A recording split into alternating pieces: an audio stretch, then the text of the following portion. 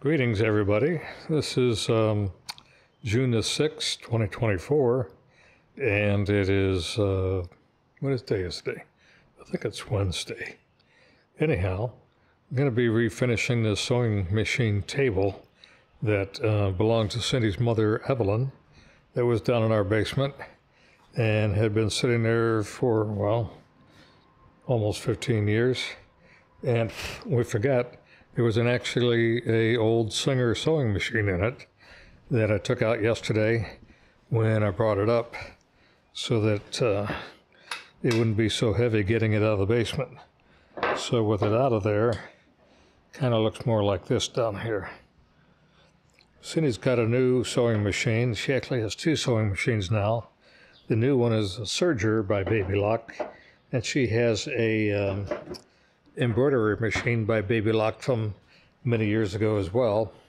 And we figured, well, let's just try to finish this up, see how it works. If it works, we'll use it. It's pretty sturdy. And if it doesn't work, well, we'll look at buying a new one. At any rate, this is the project that I'm going to be starting today. As you can see, there's a few blemishes on here. But you can see it in that light right about there. That something has hit some marks right in here and done damage there, as well as here, these black marks, left some in there. And there's some ooey gooey black stuff in here, and as well as down here on the legs, there's some black stuff that got on them. And it is, you can feel it on here a little bit. Same with another leg. And we discovered what it was. One time we heard a loud pop in the basement. We weren't sure what it was. Then a couple of years later, we were making some room down there and came across this sewing machine and realized that we had cans of food stored on here, and we had boxes of cans of food, and it was a box of canned peas, and they exploded. And somehow or another, having sat there for a couple of years, it ran down and caused these marks on it. Must have been the bottom of the box there. So we figured I'll clean it up a little bit, and I'm going to put some other stuff on here and clean it up some more, and we'll see how it goes. I'm not really sure what to use to clean it up, but I didn't want to get too heavy on anything with petroleum-based. So I'll start with some denatured alcohol and run it over it, try to get that black stuff out. And what doesn't come out, I'll use some light steel wool and fine sandpaper and see if I can work it out a little bit better. It doesn't have to be perfect. Okay, well, we've had a little time between the last time I did some shooting and now. I did clean it up. I lightly kind of steel wooled it down, put some very fine sandpaper on the rough spots, and it got smoothed out a little bit, but we still have these spots here that didn't come out as good as I was hoping. I think that when we're done, we're still going to see those. But then I realized we had another issue I had to deal with, so I had to get some parts for that, and that was these two boards right here. They collapse down when the old sewing machine is attached, but they were very loose in here, and what grips them together is very tiny. So we talked about it and decided that they needed to be reinforced because the new two sewing machines, the embroiderer and the Serger, are so much heavier that we thought maybe it'd be better if we just put some bracing on from the bottom side, I'll show you in a minute, and put them on there permanently so that those don't go up and down anymore. In the process, I got a little gap here.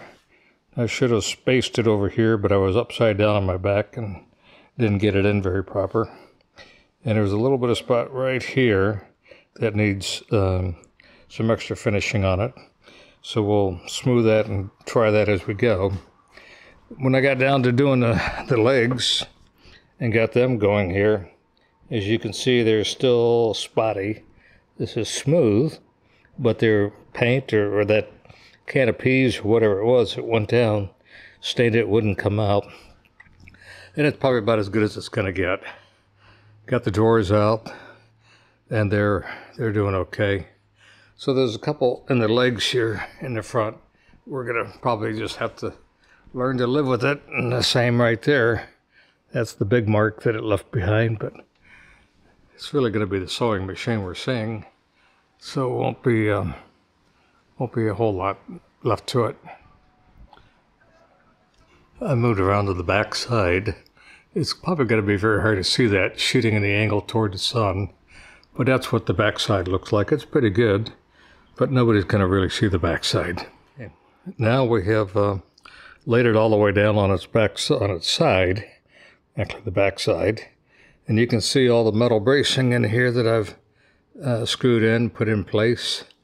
And I wish now I had put a wedge on that left side, because I kind of squeezed it over a little bit better on the right side and not had such a big gap. So when I take the screws out and get ready to stain it and refinish it, I'm going to try to put the wedge in on the left when I put it in, but the screws are already pretty well set, so I don't know how much maneuvering after the fact that I can do, but we'll do our best and see.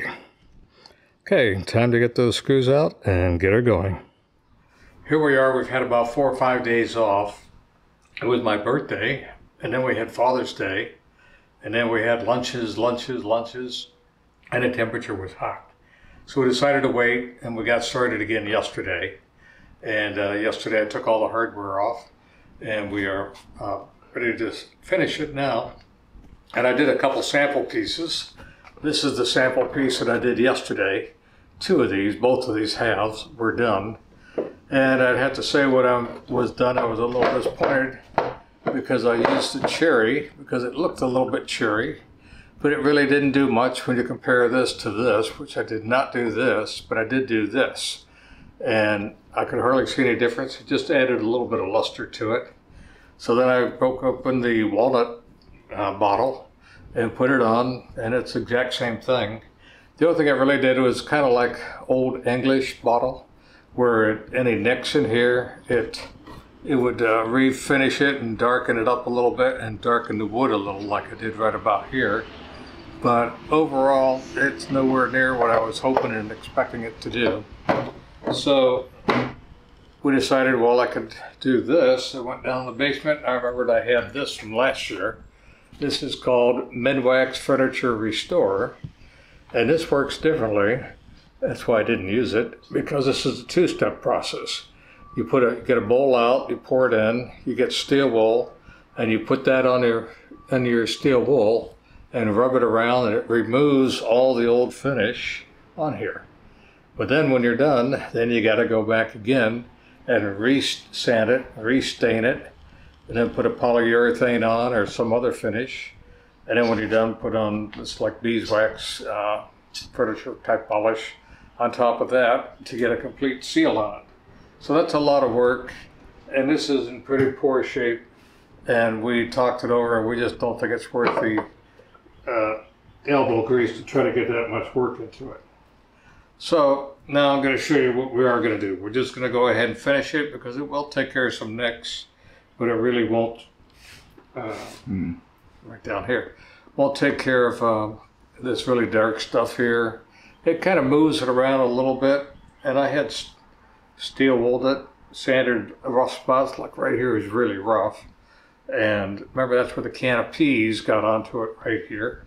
So all you do is you shake this up, which I've already done, and then you put it on your rag, and then you bring it out and you just wipe it on and do it a couple circles and hit it again with another spot right here. You put it on, try to get it in nice. It doesn't really dry, it kind of leaves a little bit of a wet shine to it. And then when you're done, you just let that sit for a moment. You can give it 1 coat, give it 2 coats, and see what you get, and see how it works. When you're done, you just come in and wipe it off. You know, it'll look a little drier right here. It looks like it has a nice luster to it. Didn't really do what I was hoping it would do, but it did something. And then we'll come back tomorrow and put on that beeswax material. We'll shoot that again and do a before and after on that as well. Okay, so that's what I'm doing today. Oh, here in the studio, I also brought up something while I was in the basement. I remembered we have this. So this is an old walnut chair we got from Markle, Indiana, at the antique store up there. Oh, before we even got married. And so I figured, well, I got that walnut. It's not going to take as much as I thought. So I just cleaned this off this morning. I'm going to put that walnut refinisher on here, the one I'm using right here, and try to get these marks taken out of it. Get some scratches on it here that are kind of baked in a little bit. Won't do much there, but maybe pieces right in here. It'll darken it up a little bit, make it look better than it did. This really is just the soap chair down in the basement that he's using to make soaps. So I don't have a lot of high hopes for it, but I'll have extra finisher when I'm done. We'll put it down there and then go from there. We are one day later, and the Howard furniture refinisher has been applied, and the boards have been secured back in place. And you can see in here, maybe a little bit, maybe not. It's got kind of a luster finish to it. Maybe not 100%, but certainly better than it looks. And over here, I did the cabinets, the drawers that go in and out of it, and they're looking pretty good. We got the chair refinished and put the stuff on there as well, and it came out not bad. It's not shiny, but it's maybe a little bit. It certainly covered up the scratches and things on it. The only things you see are the sunlight coming in behind me, but it's looking pretty good. I'm happy with the chair, very happy, and unfortunately the chair only goes into the basement. Today, all I'm going to do is put on the Howard Feed and Wax, which is kind of a beeswax, an orange toned beeswax. And Kim says he uses it. Jerry says he uses it. You just put it on, wipe it off, and basically it's going to add some shine to it and protect it from drying out, cracks, humidity, things like that. So we'll go ahead and put this on today. We'll let it dry overnight and then take some more pictures, bring it in the house tomorrow. About 2 o'clock in the afternoon. Thought I'd show you the thermometer inside the garage. It's showing, maybe 92 degrees in here. The inside thermometer says it's 96 outside. So we'll see how it goes. He's just sweating in the shade. Oh well.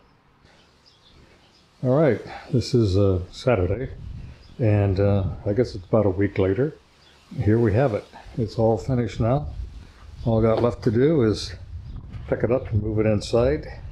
Cindy's making room for it right now, and see how she does. She's the secondary beeswax add a little more luster to it, a little more shine to it. I got some lights on in the garage. You can see them reflecting off the top right there. It didn't really come out quite as I'd hoped. It was that little blemish right there. Hoping it would have been a little darker. There was something bad on there and I sanded it, and that caused it to fail to stain properly. So this is basically done, except for carrying it inside, of course. There's the back side, but I think it's too dark to really see what's going on here. I'll give it a try. I don't know if I can fix that in post or not, but we'll see how that goes. The walnut chair came out a little bit better. I'm a little more pleased with it. And maybe because it didn't have a veneer finish as the sewing cabinet did. But when I got into it, I noticed that I think at one time somebody must have had some red paint on here. And they stripped off the red paint, but they couldn't get it all the way down because you could see some red grain texture still in here if you look at it carefully enough. So I think I'm pretty pleased with what I'm seeing here. I'm a happy camper. Not too hard. It took a little while. Took more time to get that bracing installed in the underside of the sewing cabinet than it did basically anything else, and 3 trips to the store to get it all done. We have just brought it in the house, and this is where we're planning on putting it. The very strong light that comes through that window in the mornings, but on a cloudy day it's just perfect. So hopefully the chair will work. She might have to put a cushion on that chair, but we'll give it a try and see how it goes. I think I'm gonna have to move my camera bag. It's gotta get covered with threads. Ta-da! Okay, we are in the house. We got the sewing machine on it. Cindy thinks the chair is gonna work just fine with it. It's a little lower than the dining room chair. She thinks she's gonna need a cushion on it because both the dining room chair and this one are hardwood. So she'd like a little softer seat. The sewing machine itself is smaller than we thought. We thought it would cover both of those, but it doesn't. Oh well. You can see the difference in the color between the walnut chair and the kind of a cherry oak stain that's on there, light oak stain.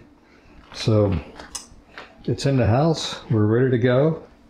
And this will be the first video that comes out of the DaVinci Resolve Studio 19 version that I got for my birthday. You did great. Thank you. We'll catch you on the next one. Bye-bye now.